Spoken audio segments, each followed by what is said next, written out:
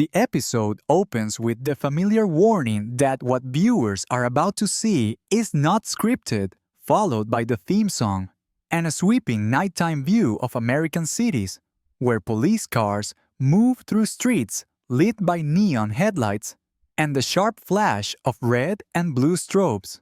From the very first frame, the tone is clear. This is a world where nothing stays calm for long, and where officers are expected to move quickly from one type of crisis to another without much time to process what they have just seen. The program introduces officers and locations in a calm, matter-of-fact way. But behind every introduction is the reminder that bad boys are rarely predictable, and that every call carries its own risks. The first story takes the audience to Toledo, Ohio, a city whose skyline is dotted with church steeples and industrial chimneys, a place that looks quiet from a distance, but harbors the same tensions as any other urban area. Officers on patrol are dispatched to what the radio describes as a domestic problem. At first, it could be anything from a loud argument to a family member refusing to leave a house. But as the dispatcher relays more information, the danger becomes clearer. A woman has called 911, saying that her boyfriend is outside with knives, that he has threatened to hurt her, and that she fears what will happen when police arrive. The caller is hiding in a van parked near the home, and her partner has told her and the dispatcher that things will get ugly once officers show up. As several units converge on the area, the viewer sees how seriously they take the call. They know domestics are volatile, especially when a weapon is involved and when a relationship has been strained for years. The officer parks slightly away from the address, using darkness and distance to approach carefully. Before they can even reach the van, they spot a man moving across a yard and then breaking into a run. Commands ring out in the night, orders to stop, to show hands, to get on the ground. But the man bolts between houses, jumping fences and cutting through yards as dogs bark and porch lights flick on. What might have been a straightforward interview immediately becomes a foot chase. The camera follows the officers as they run, their breathing heavy flashlights jerking through the darkness. After a short pursuit, they manage to corner the suspect and take him to the ground. He fights briefly, then gives up when he realizes there is nowhere else to go. Handcuffed and out of breath, he insists he has done nothing, that he is the one who was assaulted. He complains about being tackled, about his pants coming down during the struggle, about how unfair it all is. The officers are used to this reaction. They ask him the basic question that hangs over the whole scene. If he truly did nothing wrong, why did he run the moment police arrived? The suspect offers excuses. He says he panicked, that he was afraid of being blamed, that he just wanted to get away from the chaos. He denies threatening anyone with knives. While one officer keeps watch over the suspect, others go to the van to check on the woman who made the call. She is shaken close to tears, her voice hoarse from crying and yelling. She explains that she works as a barmaid and that earlier in the night she had been at her sister-in-law's place socializing with family and drinking a little. Her boyfriend felt neglected and jealous, and his anger simmered as the evening went on. According to her, he attacked her at the bar, punching her and causing a lump on her head, then followed her home and continued the assault inside their house. She says he kicked her dog, threatened to kill her, and at one point grabbed knives and ranted that either she or he was going to die. The woman admits she fought back, that she hit him in self-defense, and now her hand is swollen and throbbing. She shows the officers her injuries and explains that this is not the first time he has attacked her. For 4 years he has lived in her home, and there have been previous incidents that never reached this level of police response. Tonight, terrified and feeling cornered, she locked herself and her dog in the van and called 911. To avoid alerting him, She pretended on the phone that she was speaking to her daughter, trying to disguise the conversation even while the dispatcher urged her to stay on the line.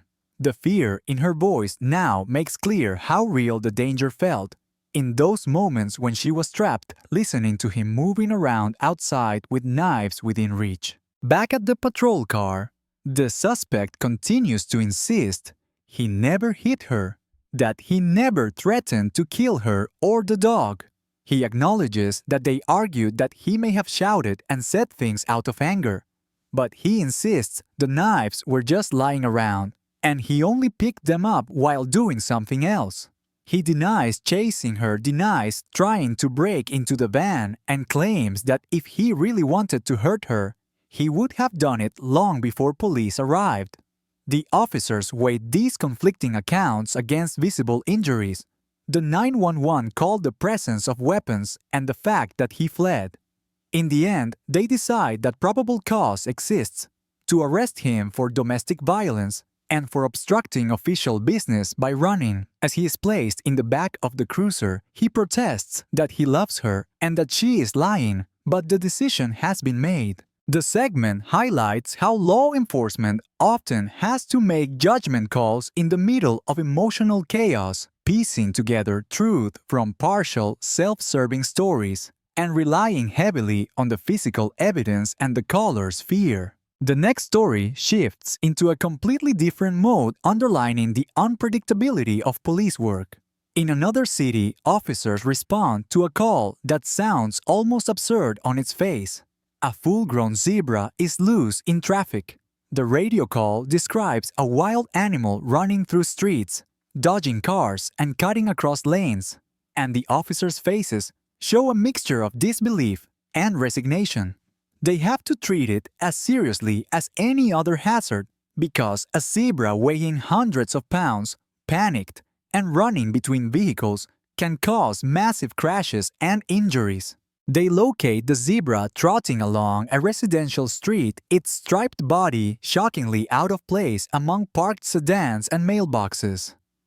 To protect motorists, the officers perform a rolling traffic brake, slowing cars behind them and blocking intersections ahead. An animal trainer following in another vehicle tries to throw a looped rope around the zebra's neck as they move, but the animal is quick and strong, zigzagging away from every attempt. The trainer shouts warnings about the zebra's temperament, explaining that it has been scared by dogs and is behaving unpredictably, almost like a feral creature, rather than a docile farm animal. The chase leads into narrow side streets and then into backyards.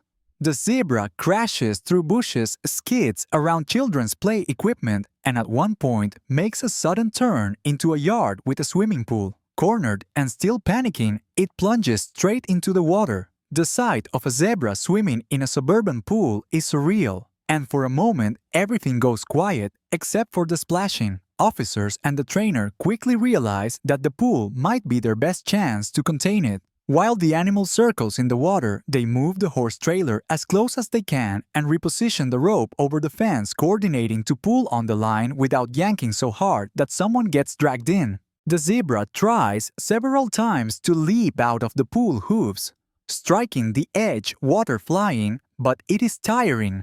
Slowly, patiently, the trainer and officers guide it toward an opening, using gentle tension on the rope and calm voices rather than pure force.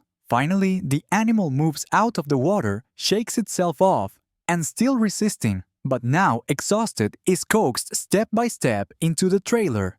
Once the door clanks shut, everyone exhales. No people were hurt, no cars crashed, and the zebra is alive.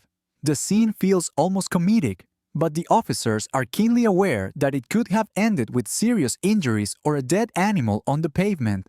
It illustrates that protect and serve sometimes means protecting citizens from hazards no one could have anticipated. From there, the episode jumps to Portland, Oregon, where a veteran officer introduces himself and explains that after more than a decade policing in Detroit, he chose Portland as a place with a different pace and as a better environment for raising his two daughters. Off duty, he plays rugby to cope with the stress of the job. On duty, he has to change gears quickly, and the next call gives him little time to think about anything but immediate danger. The dispatcher reports that a man is chasing another man and a woman with a rock, and possibly a stick, threatening to hurt them.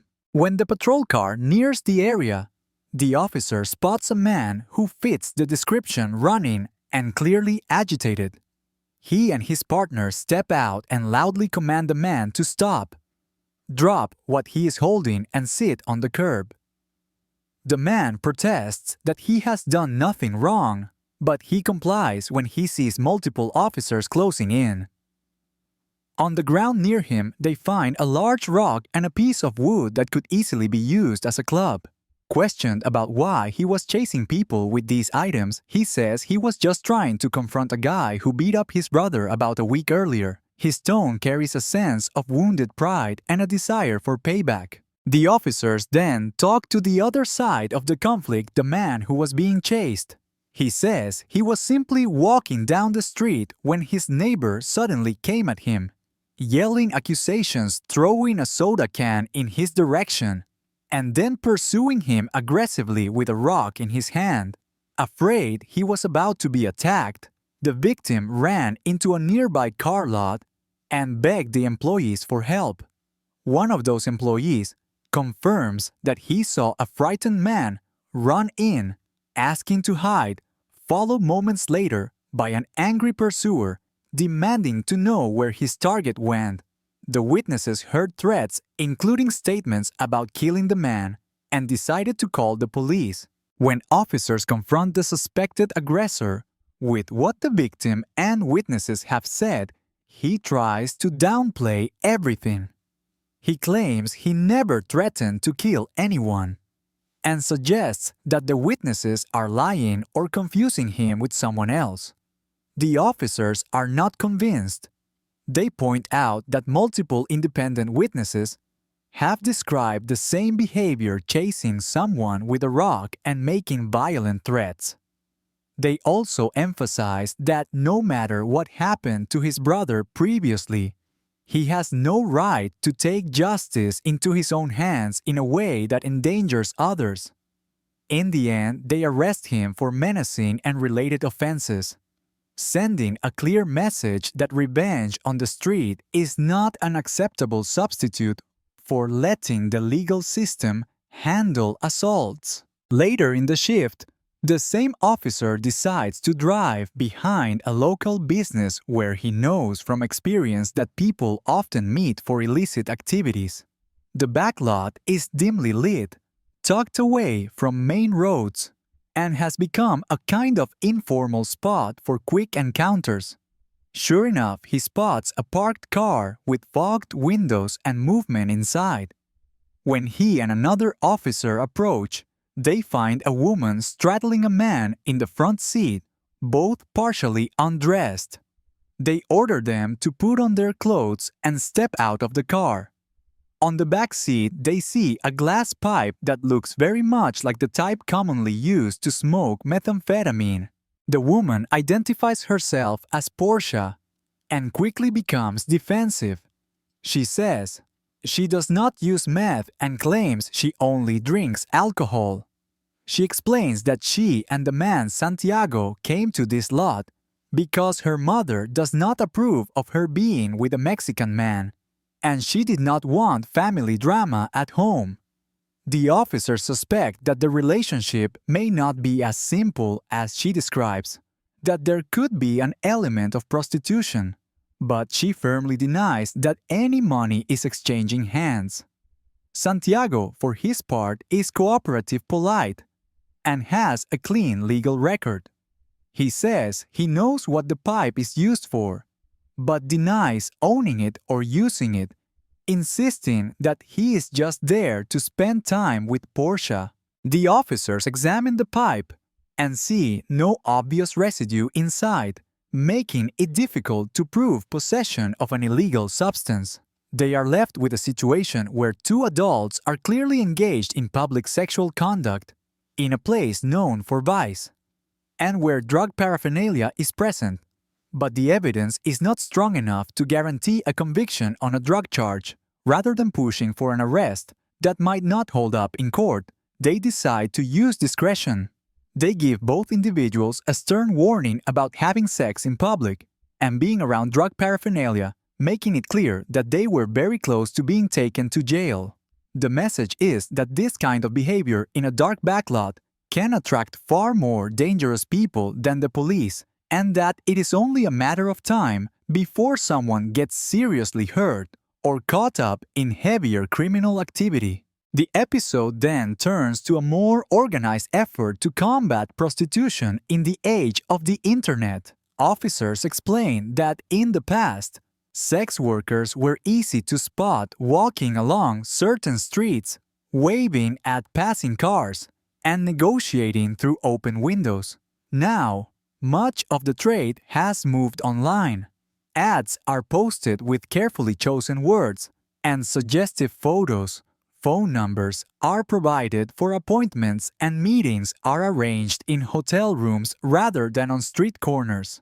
To respond, the department runs stings where undercover officers pose as clients in hotel rooms while surveillance teams watch who comes and goes. In one operation, a female sex worker who advertised online arrives at a hotel by taxi.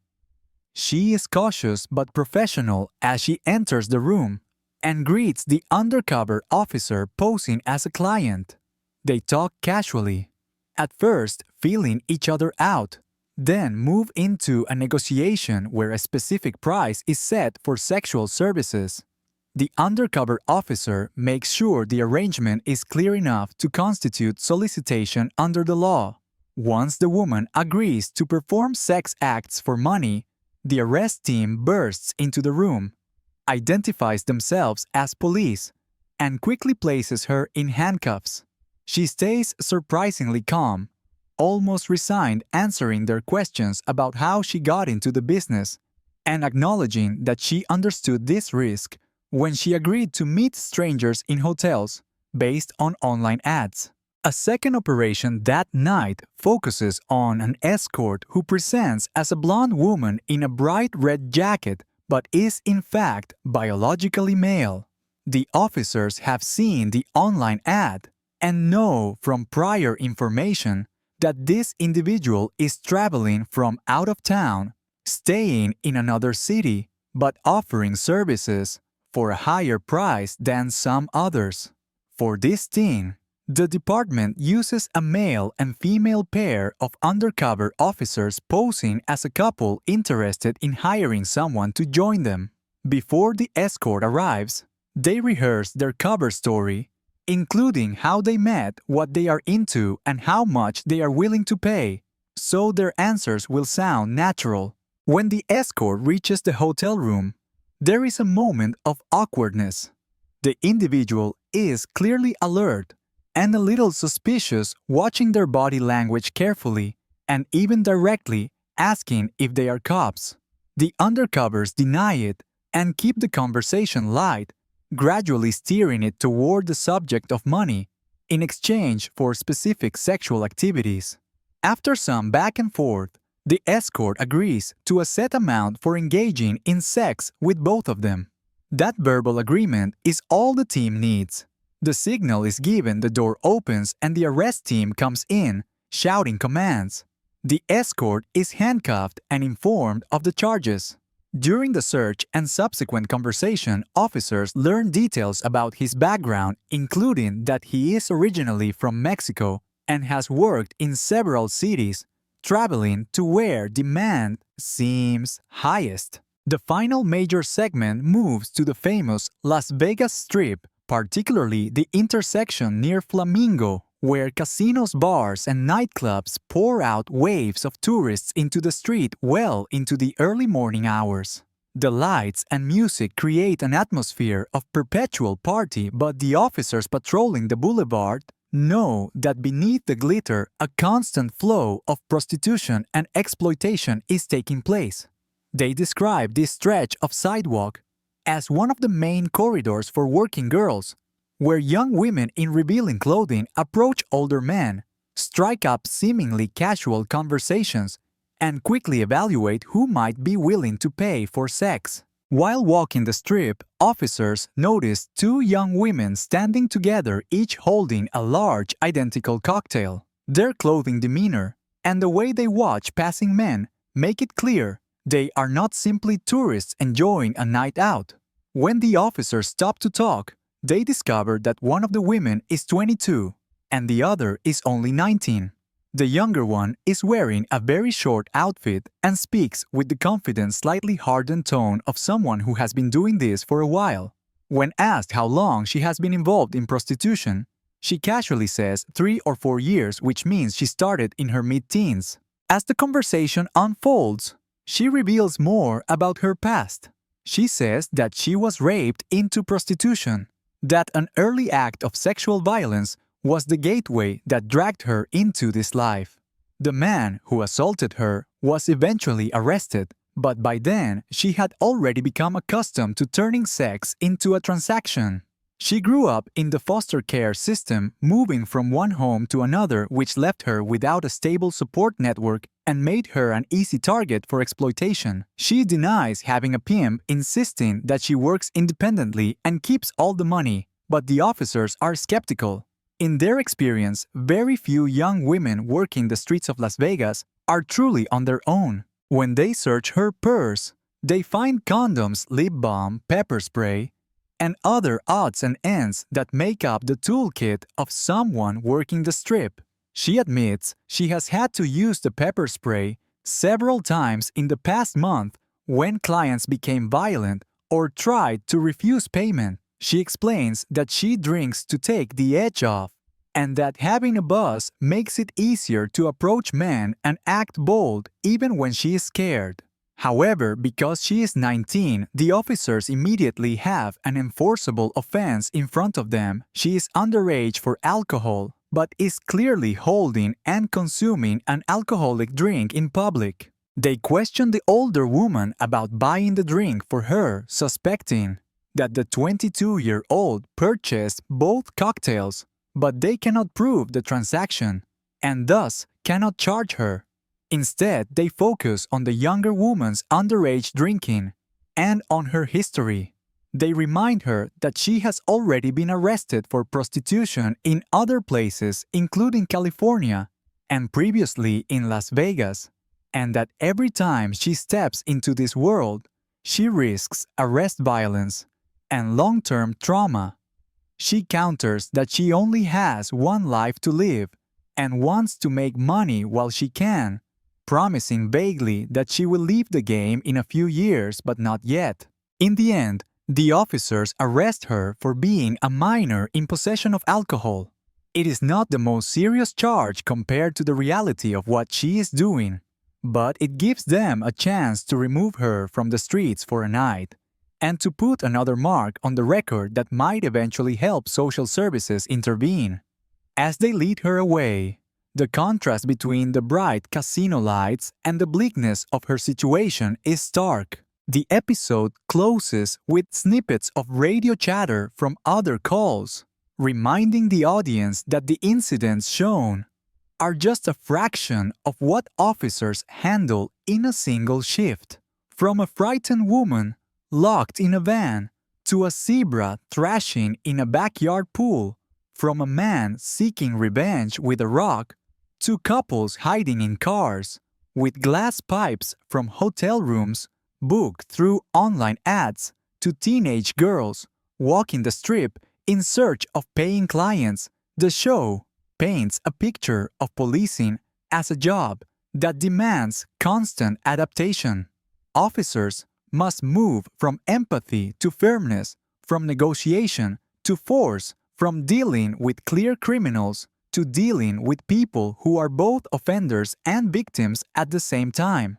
The common thread through every scene is the need to make quick decisions under pressure, knowing that each choice can change the course of someone's life, whether that someone is a suspect, a victim, a frightened witness, or even a runaway zebra that doesn't understand why sirens are suddenly wailing all around it.